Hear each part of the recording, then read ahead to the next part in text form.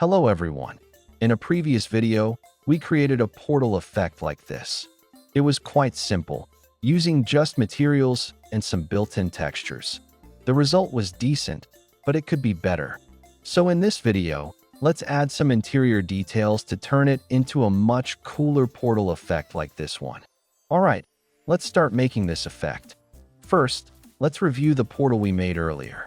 It used vector to radial value to create the rotating edge of the portal, along with a radial gradient to control the visibility range and some fading.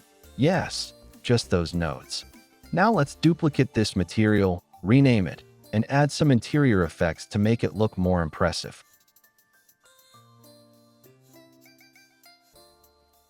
Okay, let's first preview it. Then copy these nodes, which defines the edge shape.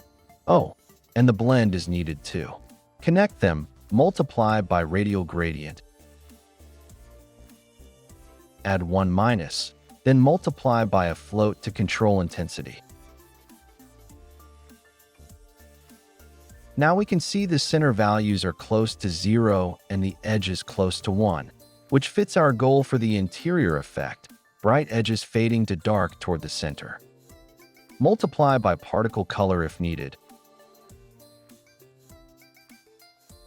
And we can also add a dynamic material parameter here to control intensity. Multiply by 0.2 because the interior color should be weaker than the edge. Then connect to emissive color and add them together. Now the color isn't very visible yet. Let's apply it in Niagara to see, since the color intensity is much stronger there. Okay, now we can see the interior effect. But it's still not great. It's spreading outward the edge. We need to reverse it and add extra rotation so it moves inward from the surroundings, something like vortex velocity. Back to the shape setup.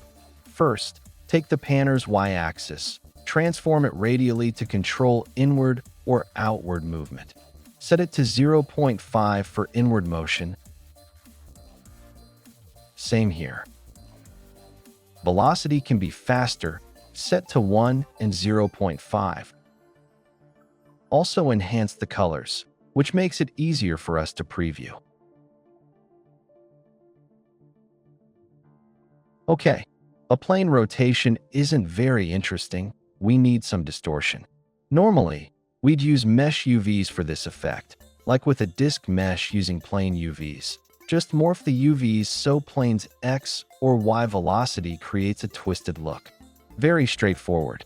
But if we don't want to rely on mesh UVs and only use materials, that's also possible. We'll add a new radial gradient, add time node to it, and plug into the time input of panner.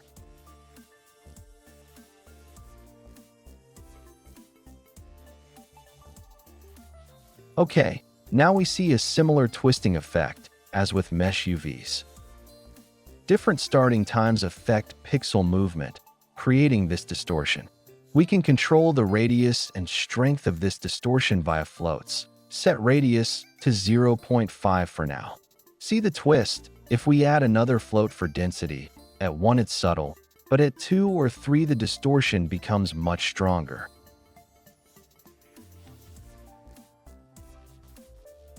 Okay, so we've created a very simple distortion and rotation effect without needing specific mesh UVs, done entirely in the material. Pretty nice.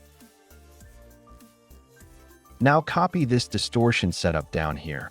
Apply the same twist to this texture too. Looks good already. Add a float to control overall intensity. Save and check in the level. Now we have a clean interior effect. These values can be adjusted to control the central shape and fade. We can also add extra effects, like bump offset to give a parallax feel. Connect vector to radial value to its coordinates.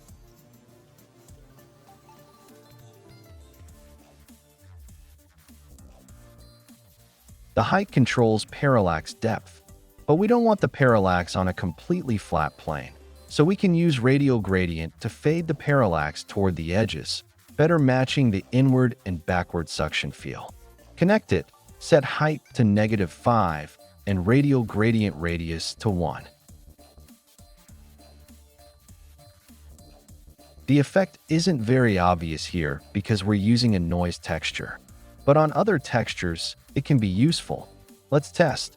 Duplicate it. Try these two built-in textures.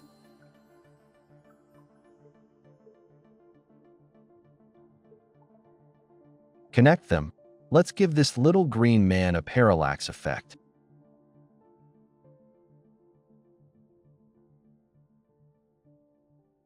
Disable the radius. Now we can see it clearly. The gradient parallax is very clear, strongest in the center, almost none at the edges. This effect is more useful in other cases, so we can keep it as example. So now our new portal material is complete. All parameters are adjustable. Make the edge brighter, wider, or make the interior smaller, darker.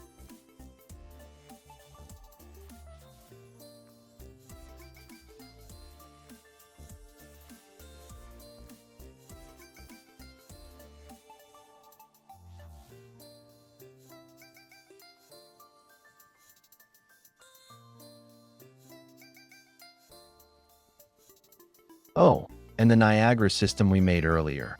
It's just a basic setup using Mesh Renderer, the default plain mesh, with stronger colors to make the portal brighter. Scale mesh size goes from 0 to 1 and back to 0. Some basic rotation keeps the billboard facing the camera.